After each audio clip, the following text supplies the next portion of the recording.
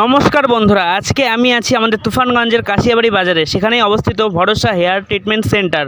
তো সেখানটায় তোমাদের চুলের যে কোনো সমস্যা, চুল উঠে যাওয়া, চুলে টাক পড়া এবং চুলের বিভিন্ন সমস্যার চিকিৎসা করা হয়। তো তোমরা একবার এসে সেখানটায় এসে একবার যোগাযোগ করতে পারো এবং সেখানে পরামর্শ নিতে পারো। তো চলো এবার দেখে নেবো সেই সেন্টারটা কোথায়। চলো তোমাদেরকে সেই লোকেশনটা দেখাই। আপনারা দেখতেই পাচ্ছেন আমি এখন রয়েছি তুফানগঞ্জের কাশিয়াবাড়ি বাজারে। কাশিয়াবাড়ি বাজার থেকে একদম বক্সিয়ার যাওয়ার যে প্রধান সড়ক মানে মেন রোড, তার একদম পাশেই রয়েছে স্বাস্থ্য শিবির মেডিকেল। আর সেই স্বাস্থ্য শিবির মেডিকেলের পাশেই রয়েছে ভরসা হেয়ার ট্রিটমেন্ট সেন্টার। যদি আপনাদের চুল নিয়ে কোনো সমস্যা থাকে তাহলে একবার এসে এখানে বিশেষজ্ঞের পরামর্শ নিতে পারেন।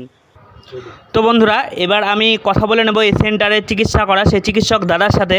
তো দাদার সাথে আমি এখন কথা বলে নেব। তো নমস্কার দাদা। হ্যাঁ দাদা নমস্কার। তো বলছিলাম এখানে মূলত কী কী ধরনের চিকিৎসা করা হয়?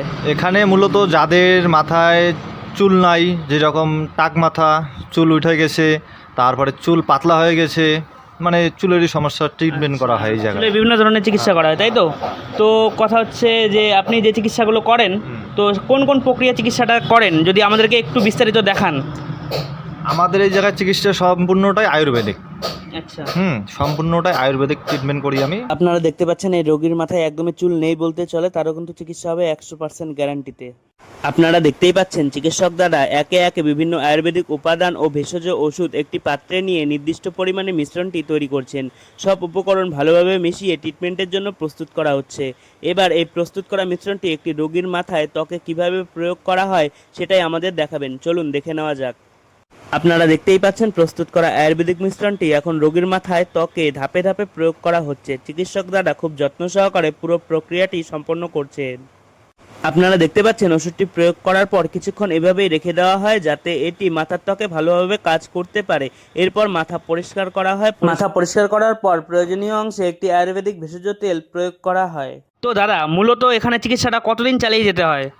এখন এটা তো অ্যাকচুয়ালি মানে মাথার উপর ডিপেন্ড করবে, মাথায় কতটুকু চুল নাই, তারপরে এটা যেহেতু মাথার উপরে ডিপেন্ড করবে যে চুল নাই, ওই হিসেবে দেখার পরে আমরা চিকিৎসা ট্রিটমেন্টটা করবো যে এটা সময় কতদিন লাগতে পারে বা কতদিন পর চুলটা আসবে, বেবি হেয়ারটা আসবে। আচ্ছা। হ্যাঁ, এটা দেখার পরে আমরা বলে দিতে পারবো। সেটা মোটামুটি 1 মাস হোক বা 1.5 মাস হোক, কারো কারো ক্ষেত্রে 3 মাস লাগে যায়।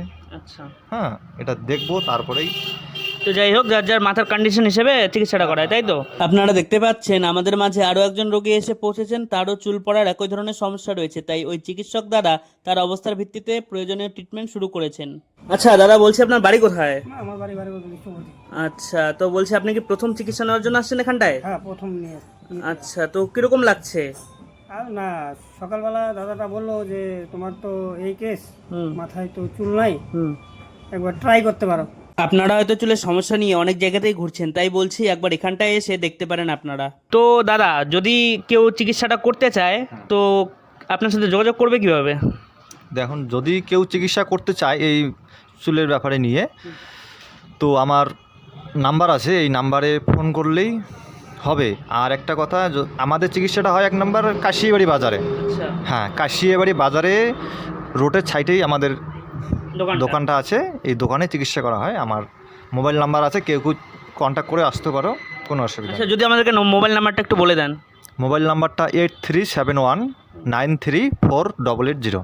আচ্ছা। একটাই নাম্বার। তো তোমরা তো জানতেই পারলে নাম্বারটা, আমি স্ক্রিনে নাম্বারটা দিয়ে দেবো তোমাদেরকে। তোমাদের কার কার চুলের সমস্যা আছে অবশ্যই এখানে দাদার সাথে এসে পরামর্শ নিতে পারো দাদার কাছে, তো তোমরা চিকিৎসা করতে পারো। তো বন্ধুরা, ভিডিওটি ভালো লাগলে অবশ্যই লাইক কমেন্ট করতে কেউ ভুলো না, আর পেজটাকে সবাই ফলো করে দিও। সবাইকে অসংখ্য ধন্যবাদ। দেখা হবে আমার পরের আরেকটি ভিডিওতে।